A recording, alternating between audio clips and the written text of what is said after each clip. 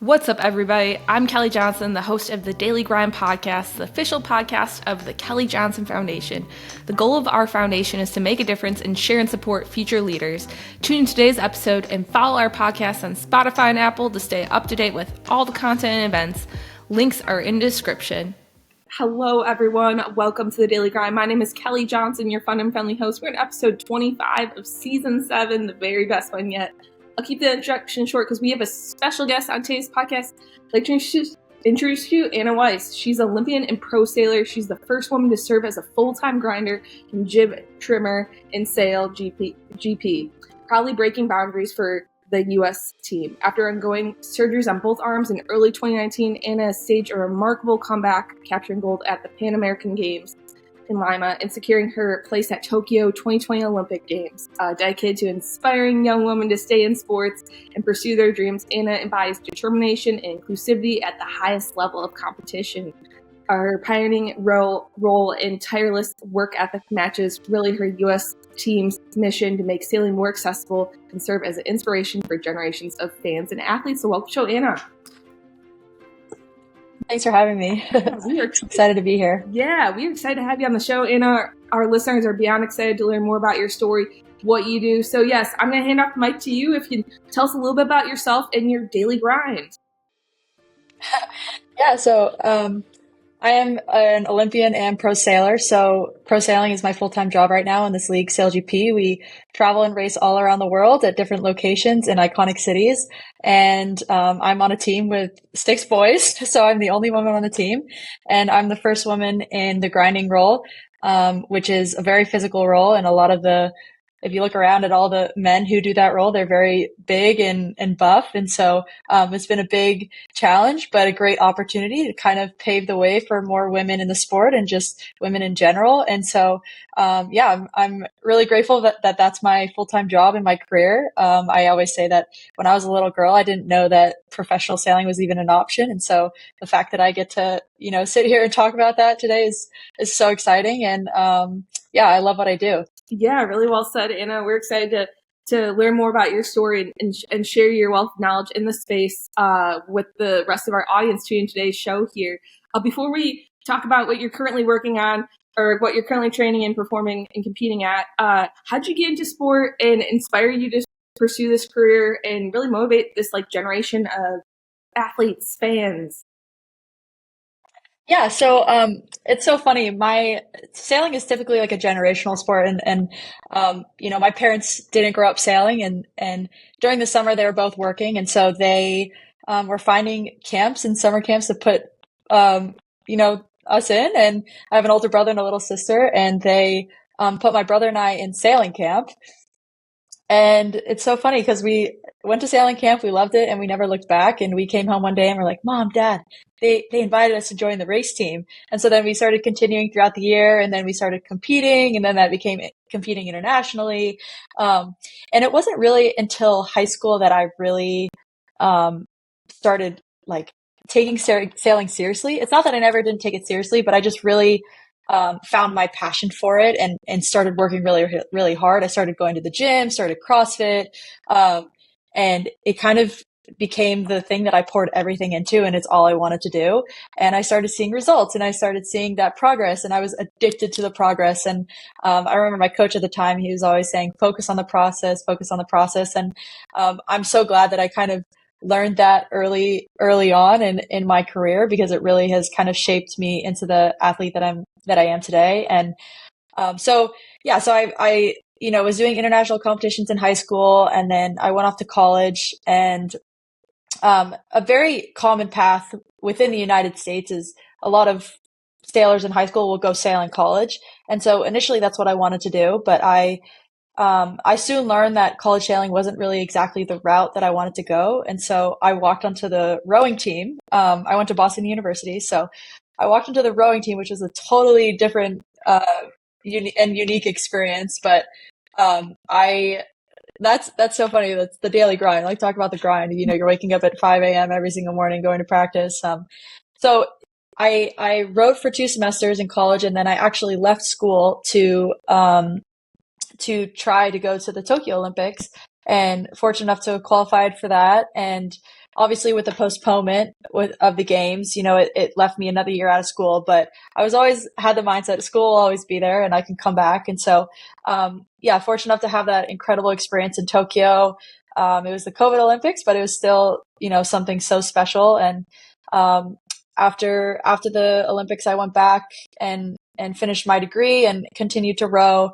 And then, that kind of after I finished school, like, I was still involved in Olympic sailing, just kind of trying to figure out what was next. And then that's when Mike, our CEO, he had called me and presented me with this opportunity in SailGP, and that's kind of how it led me to where I am today. And so I'm super grateful. I feel like that, like I was saying earlier, I never knew that professional sailing was even an option or a career option. Like my goal was always kind of the Olympics, and that was that. And that technically in the sport of sailing is amateur, we're not really making any money in Olympic sailing, at all. And so, to come into this league, the SailGP league, where, you can make a living off of doing what you love. It's just so cool to me. And, yeah, I'm just so stoked that I get to do that every single day. Oh, that's great, Anna. Yeah, it's a lot of keywords you mentioned so far throughout this interview, talking about the focus on the progress, but focus on the process at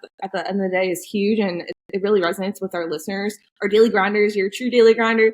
Obviously, on today's podcast here, and in life in general, did your family have an athletic background, or in sports, or even in sailing, or is this something you kind of like continue to like? I'm enjoying this. I'm going to go all in. Yeah, I mean, both my parents were athletic growing up, but never at a professional level. And I think sailing was. I did all different sports growing up, and kind of was involved. Like my parents, I'm so grateful they put us in a bunch of different things, and so we just had the opportunity to kind of learn and figure out what we liked. And for me, I just loved sailing, and I just kind of picked it and poured everything into it. And so I don't know. I think they probably think it's kind of crazy that one of their kids is an Olympic athlete or a professional athlete. But yeah, I think they're just really happy that I kind of found what I loved and just have put all my hard work into something. And I think at the end of the day, that's all they could ask for. So it's funny how it worked out. They're probably super proud of you. We are super proud of you, and really from afar. The Daily Grind team. Talk about, having the strength, from a physicality perspective, able to, perform at a high level. But also, you underwent surgeries on both arms in 2019, made that remarkable comeback to win the gold at Pan American Games. How did you mentally and physically overcome the challenges of like a setback such as that? Yeah, I mean, it's kind of interesting. I get asked this question. I get asked this question pretty often, and at first there was some uncertainty because I didn't really know what was wrong with my forearms. I had compartment syndrome, and basically that, it just compresses the nerve, so you kind of lose feeling. It's pretty common in like BMX riding and people just who are having to grip a lot. And I, once I kind of figured out what was wrong and I had the surgery, it was almost like a relief because I knew that the recovery was pretty straightforward, and I kind of found peace in that. So again, like I was just really trying to take it day by day, and I had the best physical therapist to work on they also happen to be my strength and conditioning coaches, so they knew me really well, and worked with them every single day to kind of get back. And it was a pretty quick recovery, and I think it was also the nature of the surgery, but also with the team that I was working with, I had all the right people in my corner, and I just had a lot of confidence in that process and trusting them, and so I feel like for me, like the biggest challenge was just the unknown in the beginning. But then once I did have that surgery, it was like, okay, like I'm gonna get through this, and I think after I went to compete at the Pan Am Games 6 weeks after I had surgery, and we ended up winning a gold medal. But it was funny because I'm looking back, I'm like, I really wasn't fully recovered then. Obviously I was able to sail, but the recovery process did last a lot longer to kind of get back to 100%. But yeah, I think for me, like a big motto within my athletic career and just my life is just taking it day by day, step by step, and not trying to worry too far in the future because you really can't control that. And so just trying to be present in the moment and really try to focus on that. Yeah, really well said, Anna. Yeah, day by day, each step of the way, every day is different too. On everyone's daily grinds here, but with that, winning gold at Pan Am Games, huge milestone, obviously. How did like that victory then shape your mindset going into Tokyo? Like, what lessons did you carry from that experience, or like emotions or thoughts, feelings that really propelled you then to focus on the Olympics? Yeah, I mean, that was quite early in my like with my teammate, it was quite early in our like career together. And I think it was such a special moment just, first off racing for the United States of America. It's like a feeling you can't even put into words really how special it is. And winning that gold medal is just such a good feeling and you just think about the hard work that you put in and that's kind of the cherry on top. And I feel like it's so fun to win. But at the end of the day, that feeling kind of subsides at some point and you kind of get back to your daily process. And but at the end of the day, like it did motivate and it kind of is almost like a reward for your hard work. And it's like, okay, we are on the right path to what we're trying to achieve together. And like the goal is always to be winning a medal, especially at an Olympic Games. But yeah, I think it was just like a checkpoint and a milestone that we could, be super proud of. And just to show that we were doing the right things and checking all the right boxes. And at that point, it had been, I want to say, yeah, it would have been like a year before the games. But then obviously with the postponement, it was like 2 years before the games. So it's so funny. It feels like such like compared to the two, it feels like so far away, Yeah, and also too, maybe one step forward as well. Do you have any like BTS behind the scenes of your experience at the Olympics? Things that maybe fans or audience tuning to a show doesn't see from afar or just watching on the TVs, but any like highlight memories in addition to you competing, obviously, that were like fun nuggets that you really will cherish in your entire life. Yeah, I think this is a really funny story. So we were staying in a satellite village, which was about 2 hours away from Tokyo, but we were traveling in for the opening ceremony, and obviously there are no fans, and there are strict COVID procedures and whatever. But so we had like Ralph Lauren gave us these face masks to be wearing, and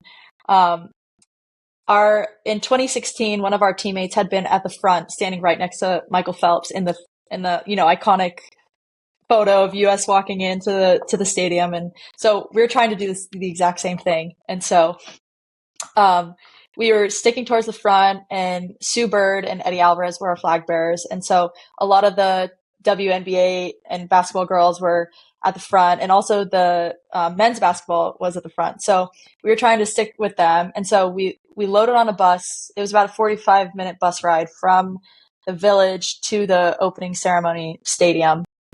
And so a lot of the rows on the bus had already been filled in. And so we were just kind of filling in one by one. And so I asked this guy, I was like, hey, can I sit there? And he's like, yeah, sure. I was like, you're really tall. You can sit in the aisle. So I scooted in the window. I'm like, oh, I assume you play basketball. And it ended up being Draymond Green. And, we just had a 45-minute conversation, and I didn't really follow NBA that closely, but that was like such a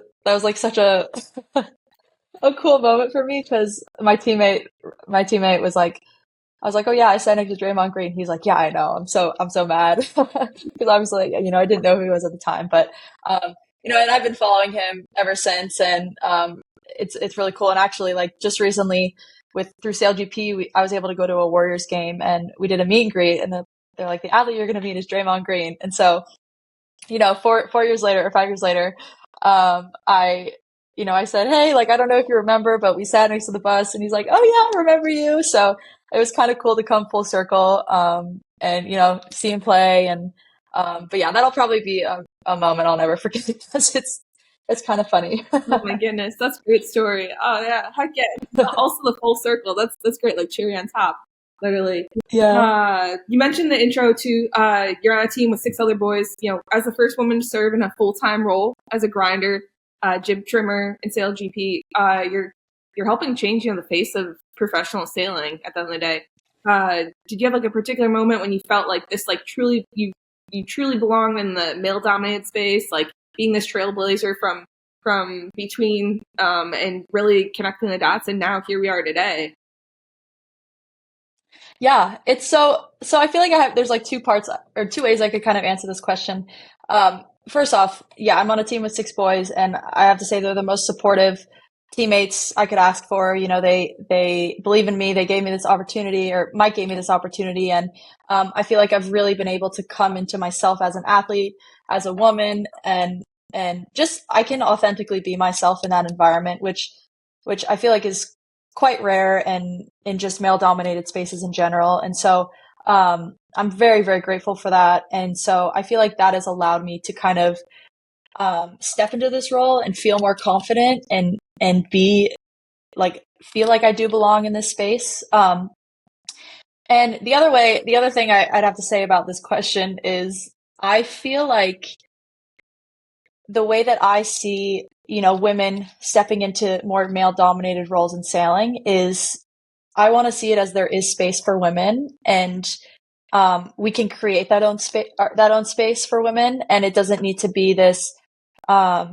If I feel like I belong, because at the end of the day, like I'm a woman, I'm gonna have new perspectives, different ideas than the men, and I think that's what makes it really unique and really special. And you know, also in the league, there's the first time we have a female driver, which is incredible, and you know, I think she's done an amazing job at just, you know, going out there and kicking ass and just, you know, being herself. And whether or not she's a woman or a man, you know, she's going and doing the thing. And, you know, I'm trying to approach it that same way, but also at the same time advocating, because women need advocating for.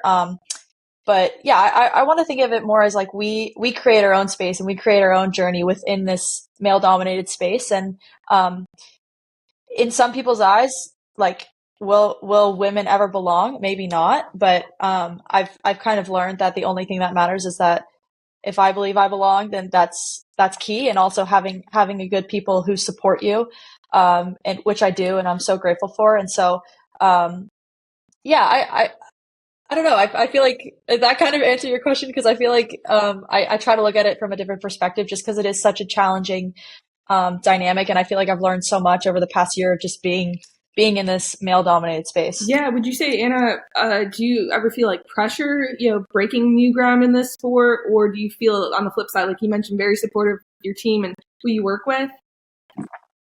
Yeah, I mean, for sure, I feel pressure. I think there's, you know, I feel the sense of responsibility, you know, to kind of prove that it's possible. And, you know, I kind of I want to be that the girl that I needed when I was a young girl, to look up to. And so I want to show young girls that there is space for them in professional sailing, that there is opportunity. And, I'm trying to lead by example, but also, yeah, I speak out more about it as well. Yeah, and then would you say too, just visibility in women's sports, or women's roles in different sports, or just women in sports? We'll just say, do you think, you know, since being, you know, participating, competing, performing in sport, have you noticed like an increase in opportunity for other women out there? Yeah, how are you feeling, or wherever you like to share on today's show? Yeah, I mean, I think slow is definitely change, or change is definitely slow. You know, and we're at the forefront of the change, and so that's to be expected. I think, you know, anytime someone comes in and they're doing something completely new, and, you know, showing that it is possible, you know, I'm always like, we want more faster. We want more faster, more opportunities faster. But at the end of the day, you know, you need to be realistic as well. And so I think it's a huge step, you know, having me step into this role, having Martini step into the driving role. You know, it is possible, and it gets more eyes on the fact that women can do these roles. And so, you know, I think in the future, at least it's my hope that teams will be questioning, okay, like, do we actually need a man in this role? Or can we hire a woman who is just as good, if not better at that job to be in this role? And so something that's unique within SailGP is we don't get a lot of training time. And so, having someone new step into that role can be quite challenging, with these men who've always had this opportunity and gotten this experience.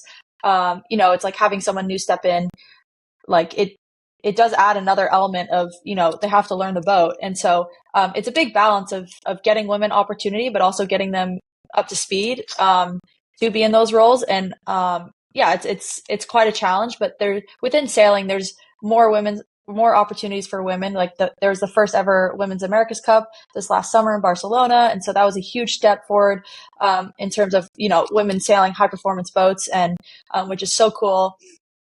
And so, yeah, I think we're on the right path, and we could always be going faster in my eyes, but any change is great. And so, it's really cool to be on the beginning of that change. Oh yeah, 100%. I love to hear that you're a part of it, and also making an impact and breaking barriers, and giving a lot of young girls and young boys interested in the sport as well. At the end of the day, I can say too, podcasting male dominated as well. There's not a lot of female podcasters out there. It goes across industries too. So for sure, speak louder, and we'll continue to progress as you mentioned. You also spoke about the importance of believing that you deserve to be where you are. How do you maintain like a mental toughness and face a doubt or challenges, especially in a sport where you're constantly competing at a high level, like you said? Yeah, I mean, it is tough, and I feel like I do have hard days there. Stepping into this SailGP role has every single day, I feel like I'm pushing myself out of my comfort zone. And I think I have to remind myself that, we are part of some of the best sailors in the world racing in this league. And so even when you have a tough day and you don't have good races, or, you're really doubting yourself, I think, taking it back to like putting it, like zooming out and being like, look what we're actually doing. And for me, like more deliberately, I like to go out each day and set little tiny individual goals that I can be doing that day to feel like I am in control of my role, like doing a good job at my role. And sometimes like I go out and I don't do a good job of that, and that's okay, take it and learn from it. But I think trying to focus on just little things and not get too stressed about the overarching picture of like, am I doing a good job? Am I not? And like really trying to hone it in on certain things has actually really, really helped me in my confidence and my self-doubt. And another thing is I feel like you're not always going to believe in yourself, and I think that's okay, and I think that's normal. Especially, if you're doing something that's never been done before, like for me, I'm like, I'm kind of trying to pave my own path within the sport, within SailGP. And so, finding people who support you and believe in you and can kind of ground you is so important. And I think I've really leaned on those important people in my life, this last year, and just, in terms of that. And I also think that, on the other side of things, like people will have opinions. There's people who think I shouldn't be in the role that I am. Like I know that, and it's a lot easier said than done, but like you cannot care what other people are saying about you, what they think of you. At the end of the day, you know that you're working extremely hard at this, and you're pouring everything into it, and you're doing it, and they will never know what it's like to do that. And so, I think just trusting yourself and having a good support system is the most important thing. But that being said, like it isn't easy. I don't want to sugarcoat that. But it's all, I find it so fun, and it's all part of the process. And, again, like we get to sail these, it's like funny. It's funny. I always say like people will make comments about, this or that, whatever. And you're like, at the end of the day, like I get to sail this cool, awesome boat as a job, and you don't. I kind of just like remind myself of that sometimes when I'm trying to keep it light and funny. But, Yeah. I think, like you mentioned, Anna, you gotta stay positive and trust yourself, trust your strengths and what you've worked up to. Like you mentioned, focusing on that process, and you're seeing the progress and results well ahead. I love the takeaway for our listeners. Just having that support system is so important, I think, in any industry too, or any sport. Just being able to have that, that cheer squad, and vice versa too. Be it someone that you can support as well, and you're doing that with your team, which is great to hear.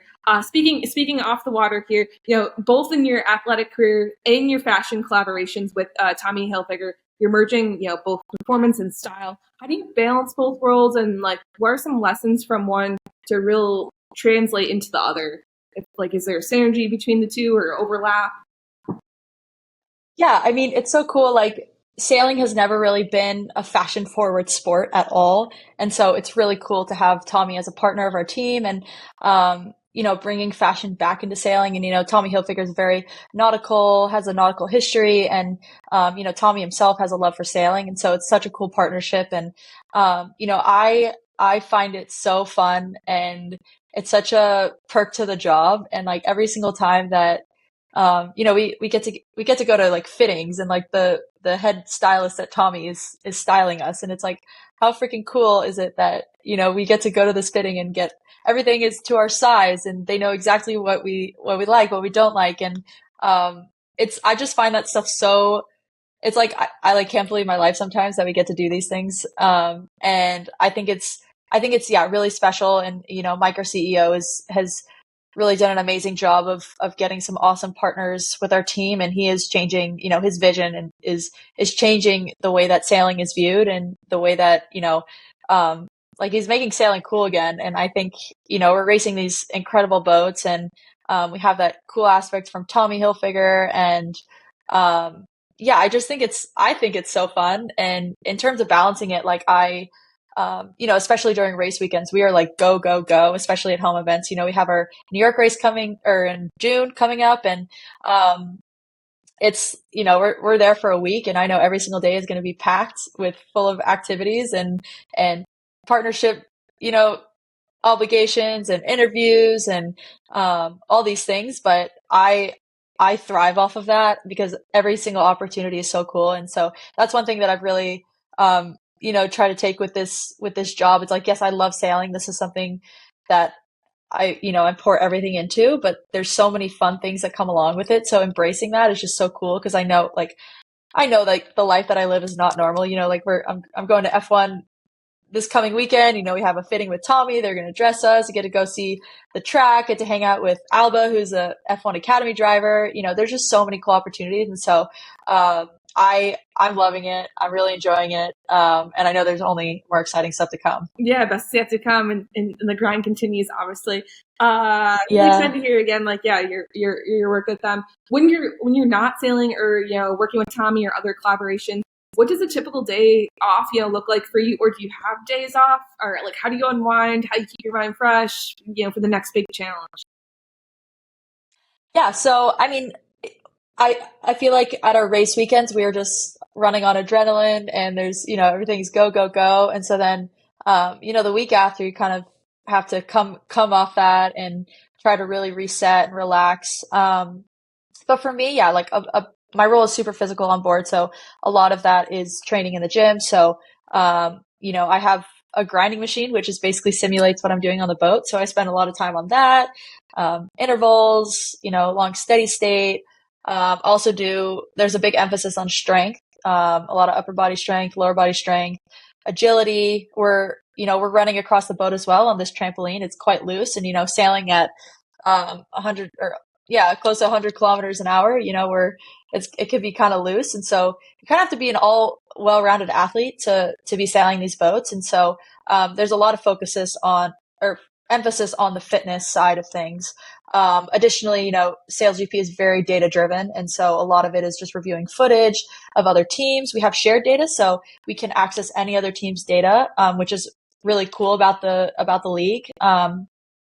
And yeah, we're just studying, having calls with teammates, trying to just get that 1% better every single day. And like I said, we don't really get a lot of training time. And so we as a team are always trying to search for answers of like, how can we be better off the water?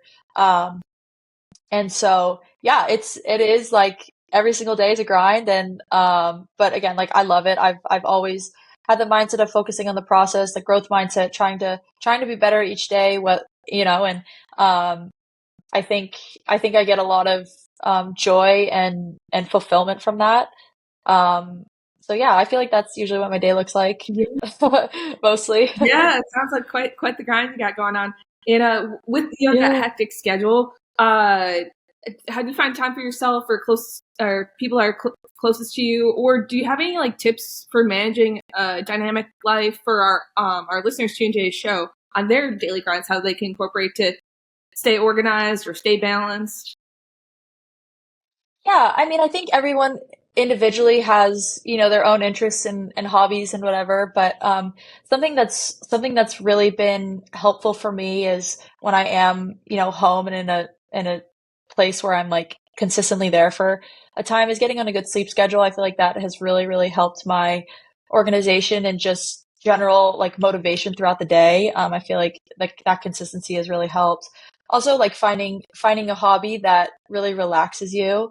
I've never been a reader at all, and I've recently been getting into reading, and that's been really nice. I also really like to knit. I feel like my grandma taught me about 2 years ago now, and that's something just like I can do that's creative. I can take it with me when I'm traveling. And whenever I just need to relax and, not be on my phone and just calm down my mind, I really like to knit. And yeah, I would encourage people to try it because it's actually really helped. I say it's changed my life, and like that sounds kind of dramatic that like knitting can change your life, but it really has. And it's been really effective in calming me down and just um, I don't know. It's like meditation in a way. Yeah, I wrote that Yeah, down. I was like, maybe it can change my life too. You never know, or our listeners. yeah, But yeah, all about reading, relaxation, having that downtime, or just having that to refocus and continue on with the grind here. But yeah, in closing, Anna, we talked about your daily schedule. You have quite the grind going on. In the sport of sailing here. What's on your daily grind later this year as we look ahead to back half of 2025?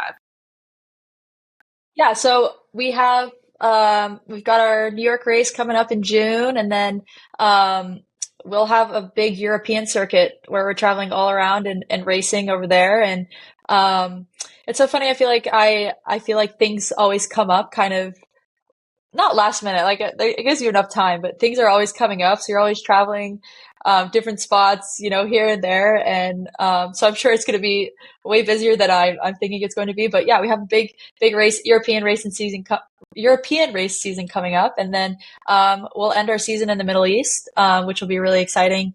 And then comes Christmas time, and then we're back at it in January for a new season. So, not a lot of off time, but this is what I live for. This is what I love, and so I'm so grateful to be doing all of it. I'm sure there's going to be more stuff with Tommy Hilfiger. We have a capsule collection coming out with Tommy Hilfiger, which would be so cool. So that'll be really fun, and yeah, just I know there's more exciting things to come. Like I feel like I'm always on my toes. Like with new stuff coming. So I'm sure it'll be quite busy. Yeah, we're excited for you. We wish you all the best and continued success. As you say on the podcast, keep up the grind. Literally, it's like that's probably I love that. Well, it's funny because it's like I am a grinder, so it's like perfect. yeah, it's in your book of words here.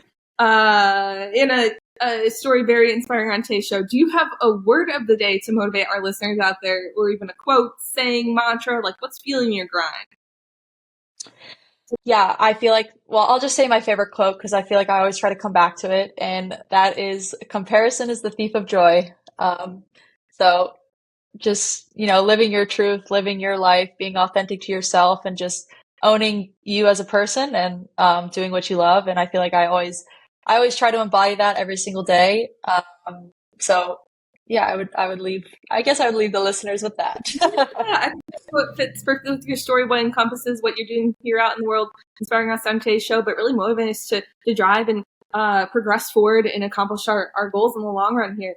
Last but not least, Anna, if listeners have questions, comments, want to get in touch with you, want to learn more about your story, want to follow you, how can they do so? Yeah, probably the best would be my Instagram. It's Weiss Anna, Weisanna. And you can also follow our team page at SailGP USA. That's another way to follow along my journey and our team's journey. But I would say like my personal Instagram would probably be the best for more individual questions. Wonderful. Yeah, we'll put where to find Anna, where to find the team in today's show notes. As always, thanks again for tuning today's episode. A big thank you to Anna for being on the podcast. Thanks again for tuning to today's episode. In the meantime, be sure to follow us on Instagram, X, and Facebook at Daily Grind Pod, and follow our podcast on Spotify and Apple to stay up to date with all of our content and events. Links are in the description. Also, check out our new YouTube channel for exclusive content, including video interviews and highlights from our nonprofit events. Search for Daily Grind Podcast or just follow the link in the description. Lastly, head over to our website, www.kjfwi.org, to shop our merch. Thanks for supporting the grind, and we'll catch you next time. As always, keep grinding.